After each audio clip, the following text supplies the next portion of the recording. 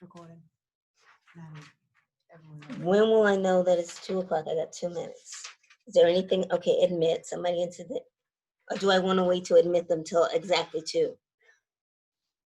I don't. Just go now.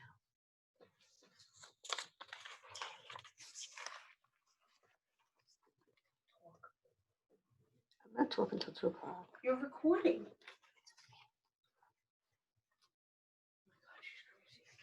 Oh my God, she's crazy. I can't.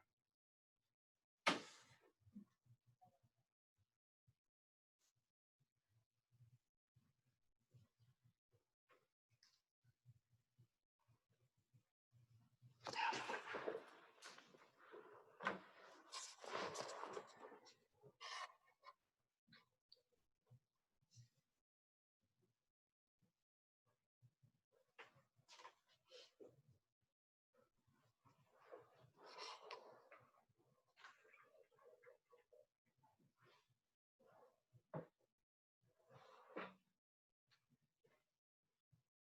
I think I'm more nervous today than I was last week.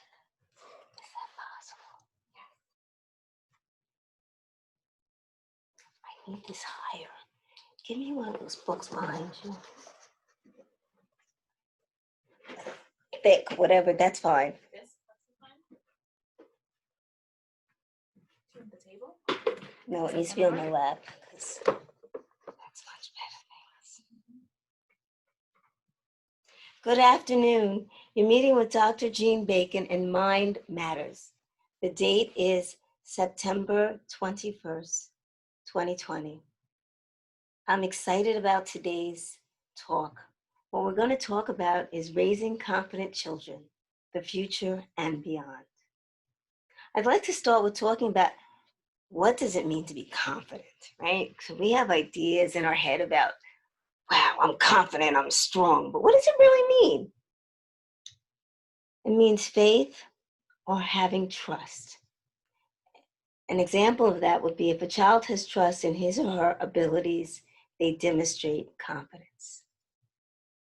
When you have trust in yourself, you stand a little taller, you speak clearer and more firmly.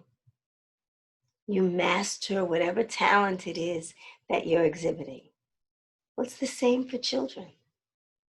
When they feel confident, it comes through. Doesn't mean that they're not nervous about a new task or that they don't have feelings about what it is they need to do to succeed. But it means in the core, they got this and they know it and it shows.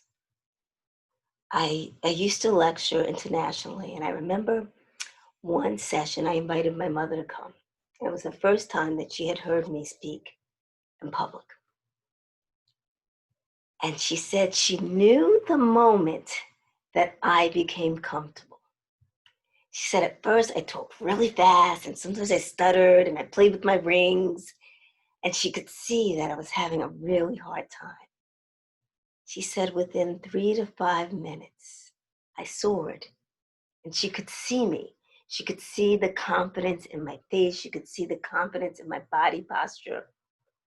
She could see that I felt strong in what my task was and that somehow I knew I was able to do it. And so when you go to that school play or choir and you see your kids standing up there and they're fidgeting at first and they're nervous, and then they hit their groove, they hit their mark, and you can see that everything in them is engaged. That's when you know you got a confident child. That's when you know that you've invested something in them that allows them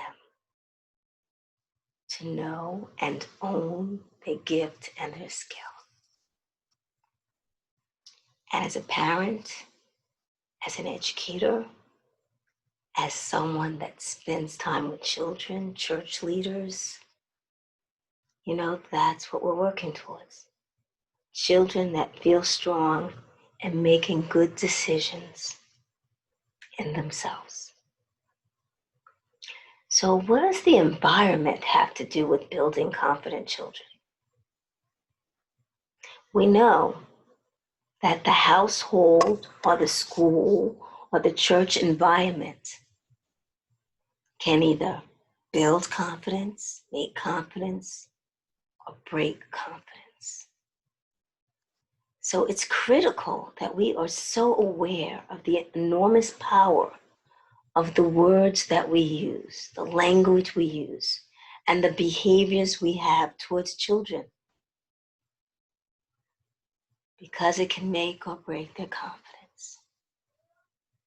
If you tell a child that they're no good and you're someone that they respect and count on, they believe it must be true. Because if you think that of them and they know you love them, then it must be a valid statement. So, what can we do to cultivate confident children? One thing is to mirror. Mirror to the child his inner strengths that will build a positive view of self. So if a child comes up to you and say, how did I do? How did I do? You light up the way they light up and you say, it was fabulous. That's mirroring. That's building positive self-confidence. The other thing that you can do is encourage them. It may not be something that interests you, but if they're fired up about it, be fired up about it. Encourage them. Extend the trust. Let them know that you believe in their abilities.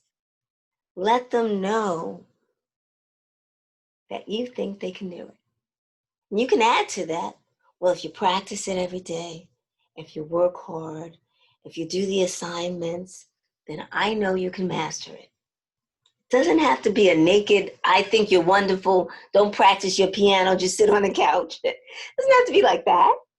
It has to be like, I know you have the ability in you to succeed. So if you practice and you do what you're told, you're going to soar. That's reality. That's extending your trust in their ability to be successful. Another thing is, let them show off. I came from a Southern background where women were taught to be seen and not heard. And to showing off was not being humble. And as a lady, you had to be humble. Well, let's put that in the closet, lock the closet door, maybe level the house that the closet is in. There's nothing wrong with your child showing off the things that they're good in, even if they're still learning to be better in it. Let them do it. Let them dance. Let them flirt. Let them read out loud poetry that moves them or you or others. Let them sing at the top of the lungs, even if they need more practice. That's going to build their confidence. Another thing you can do is perceive their mistakes as gifts. Let them know that there's no way you can expect the best of them if they don't have an opportunity to learn what the best is. When our kids make mistakes, we tend, many of us, tend to criticize them, berate them, give them reasons why it wasn't good enough. But for all of us, mistakes are an opportunity for tremendous learning, for great learning. That's how we get it. If we never fall flat on our face, how are we ever going to know how to get up? Even if we have to grab the table, the wall, a crutch, we got to fall down and learn how to get up, so that when it happens again, we feel equipped to get through whatever it is. Another thing that is so loving and gentle to do for your children and for your loved ones at any age. Praise them. Let them know that you noticed they did a good job. I think sometimes when we ask them to do chores and they don't do it perfectly, or they don't do it like we would, or they don't do it to our specifications, we have a habit of saying, well, you didn't do this, and you didn't do that, and you have to do this again, and I don't care if you're doing it till you fall asleep, you're going to do it, instead of saying, did you do the best you could? Thank you. You did a good job. And every time you do it, you're going to get better. So it's all right. That sounds a lot different from the criticism, doesn't it? And how your child hears that, it's going to sound different on their soul. Their little heart's going to be like, wow, I noticed that crumb I left in the corner with the vacuum cleaner. I didn't get it. But what they're going to hear is, it's okay. The more you do it, the better you'll become at it. We become experts at what we practice. So we want them to practice good things. We want them to practice delicious things. And we want to let them know, you keep practicing, I'm not even going to ever have to look over your work because I'm going to know it's just right. Another thing you can do to raise confident children is to be confident. Be the model. Be who you want them to be. Hold yourself in high regard and honor yourself. One way we do that is by letting our children know that they're to treat us in a certain manner, that we will treat them with respect, but we expect it back. That sometimes we're afraid or anxious or sad, but we realize that we have the power to get through it. Our kids are always watching. They're not just watching the wonderful lessons we want to teach them. They're watching it all. And so if you're down on yourself, if you don't honor the beauty of your presence, it's going to be very hard for your children to learn that. And so we have to model the behaviors that we want to see in our children. If we want to see confident, strong children, that's what we have to show them. If we want to see children that learn to cope properly, we have to show them that despite adversity, we're going to keep going and it's going to be all right. It's through witnessing that they understand. Another thing that you do want to teach your children is to be aware and break through gender stereotypical norms. Normalizing emotions and vulnerability to raise confidence in healthy girls and boys. Understanding that emotional presence and expression does not lean on the gender that they were born to. We have to stop with, oh, boys are sissies if they cry, and girls are to be seen and pretty, but not heard. We have to teach them to expect that there will be people that hold those views, but we have to also teach them that regardless of their gender, they are allowed to feel the rainbow of emotions. They are permitted to show all of the feelings. It's all right. And through that, we're going to nurture their feelings. We're going to allow them to express and experience everything that's possible, the good and the bad. And we have to do that by validating and utilizing effective behavior strategies.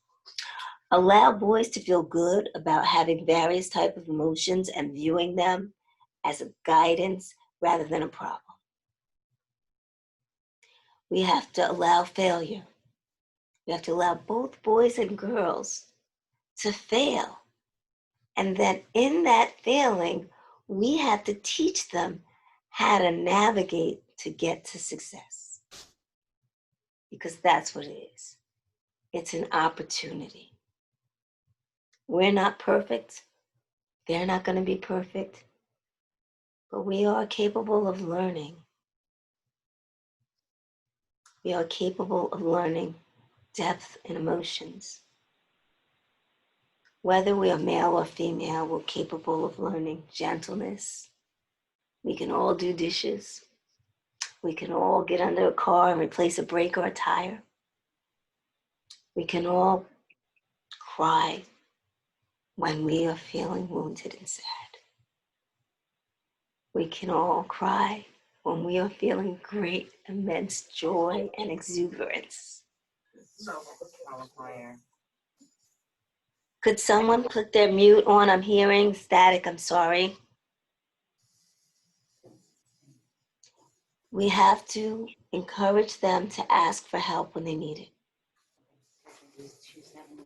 We have to reassure them, whether they're boys or girls, that it's acceptable to reach out for help. We have to let them know that nobody does it alone. That's why we have built, created, and nurtured a network of support for them. Because it's so important. So important. What's wrong with you? That we all ask for help when we need it. Oh, do I need to turn us? Yeah, this is her meeting. It's so important that we emphasize the strength in asking for help. That's strong. When you can say, I don't know what to do.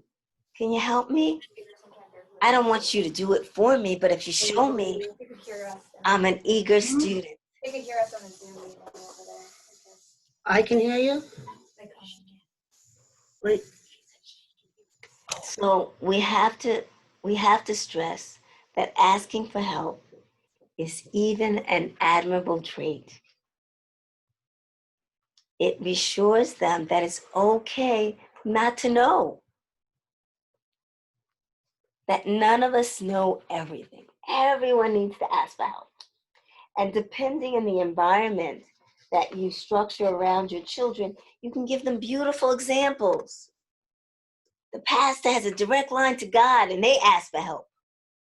The teacher is an expert in their field, but they go to the research, they go to the literature, they go to the dean, they go to whoever they need to go to get more information. It's all right. Teaches them how to be vulnerable, how vulnerability can build intimacy, and that it's healthy and it's right and it's good. You want to prepare your daughters and your sons for the stereotypes that say because they're male or female, they can do this and can't do that. We have to prepare our sons and our daughters, especially for challenges to their masculinity or their femininity. That regardless of some of the beliefs that people hold, it's not divided down a straight line. You could be gentle and be a very strong man. You can be a very assertive woman.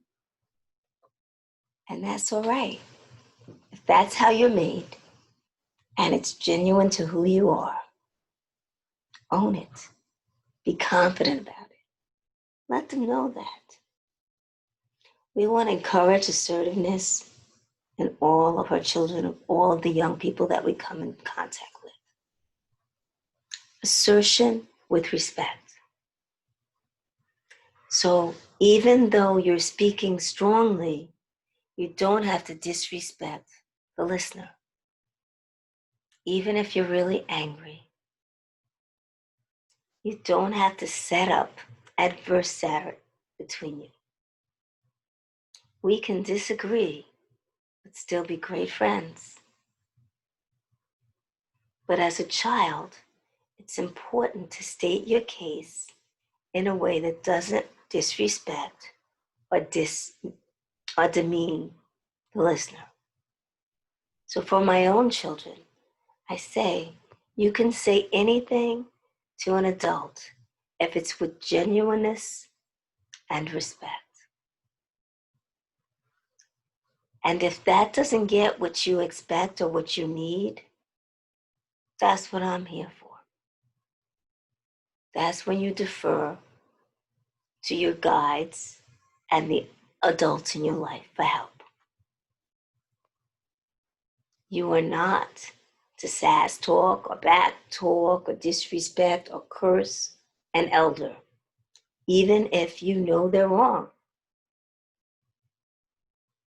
If you're going to be successful in navigating the world and maintain your strength and your confidence, you have to present yourself as the person you want to be seen as.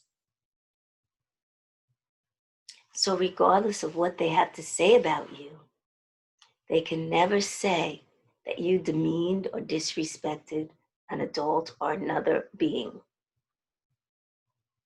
It's important.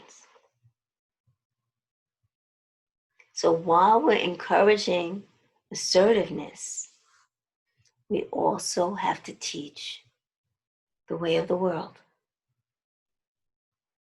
We have to teach them to keep themselves safe. That in certain situations, it's safe for you to back down and find an adult to speak for you. Especially in the world we reside in now. There's a lot of anger out there. But our children don't have to be part of it. They need to learn to process it, understand it, and advocate against it in their way. When you praise your child, you want to be sure to give concrete examples of what you're praising them for. I asked you to take out all the garbages downstairs and bring them upstairs. You didn't miss a one. That was really good. In the past, you forgot to get the bathroom, but you got it that time. I know you were struggling with this calculus. I know you studied really, really hard. You improved your score. Maybe it's not as best as it could have been, but it's better than it was, and we have something to work on. So it's not a blanket, you did good, you're wonderful, I know you're fabulous. No, it needs to be specific to the task. So they understand from you with each discussion what the expectation is. They don't have to wonder. You were clear. I asked you to do a task, you carried it out, or you asked for help so that you could carry it out, and you did it. And I'm pleased by that. You want to make your praise match reality. That's hard for some of us parents because we are over the moon. So we could be quick to say, you're the best in the whole world at doing this. Now, your kid knows that's not reality. Unless they're at an international level and they want it. So you want to say, wow, you aced that spelling bee. You did really good. That's reality. Sometimes in our exuberance, we go over the top because we're so proud, but it's all right. We just want to be more conscious in that. We want to encourage competence and hard work. We don't want our first response to be to do it for them. We want to be by We want to let them know that we're available to help, but to build a strong foundation of independence and confidence, they need to try their best on their own. Again, it's okay to ask for help, but they need to make sure that they tried their best. And then you come in to help. Encourage extracurricular activities. Each child needs to have things that they know they're good at. So it could be a sport, it could be writing, it could be modeling, it could be building things. And it's okay for them to try many things. While at the same time, you have to teach them commitment. So if they join a team sport, it's okay to say, you have to finish the season, you started it. And then you can try something new. It's okay to talk about conversations of what it means to make a commitment and follow through with it, even if there's many obstacles. And if there's a serious reason why they can't complete the commitment, we need to involve them in our negotiation for them to be relieved of the responsibility.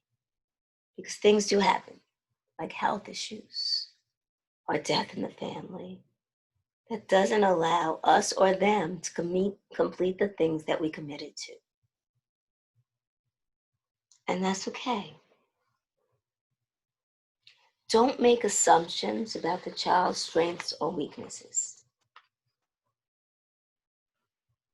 Let them articulate to you what they're struggling with and what they feel strong about.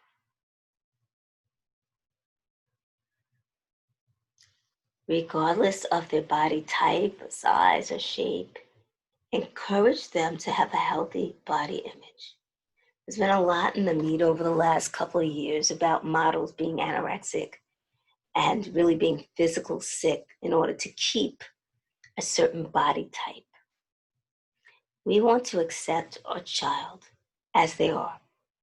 Of course, in doing that, we want to encourage healthy eating choices, exercise, and rest.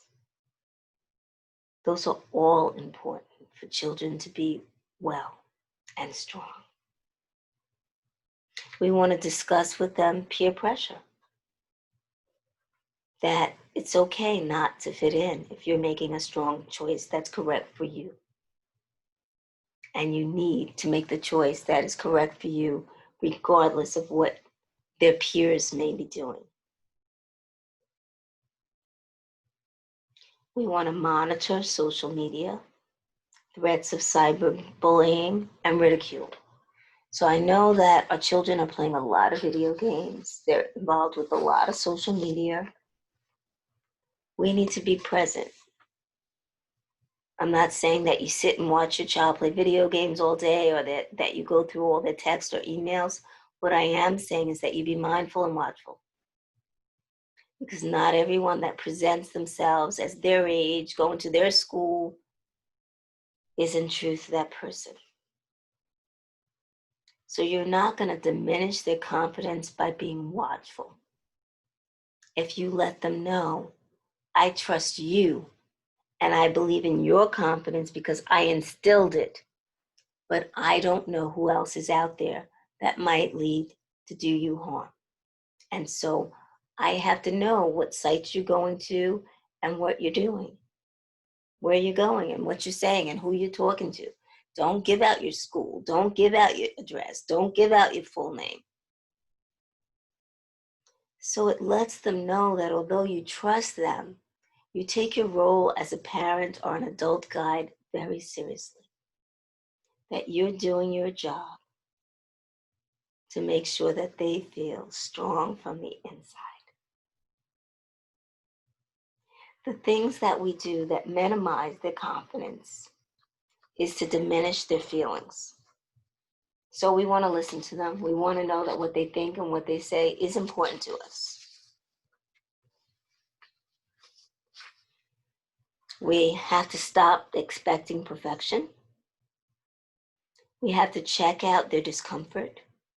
If something made them uncomfortable, we want to know what it is and what we can do to intervene, or what have they done to work on the problem. We can't expect perfection from them because none of us are perfect. We can't always save them from failure.